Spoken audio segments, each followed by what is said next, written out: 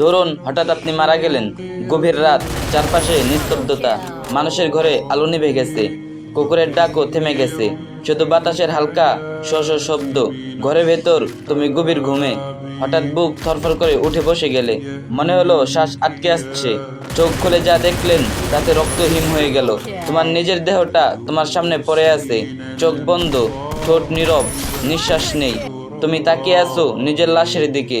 প্রথমে বিশ্বাস করতে পারছো না। তুমি হাত বাড়াতে চাইলে কিন্তু হাত নেই।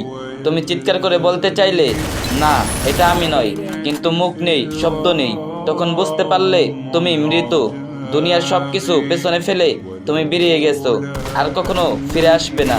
হঠাৎ ঘরের দেয়ালগুলো মিলিয়ে গেল, চারপাশে অদ্ভুত অন্ধকার নেমে এলো। মাটির গন্ধ, কাফনের কাপড়ের গন্ধ ভেসে আসছে। তুমি কাঁপতে কাঁপতে দাঁড়িয়ে আছো। হঠাৎ শীতল বাতাস কেটে গেল। সামনে দুজন ফেরেশতা দাঁড়িয়ে আছে, তাদের চেহারা ভীষণ ভয়।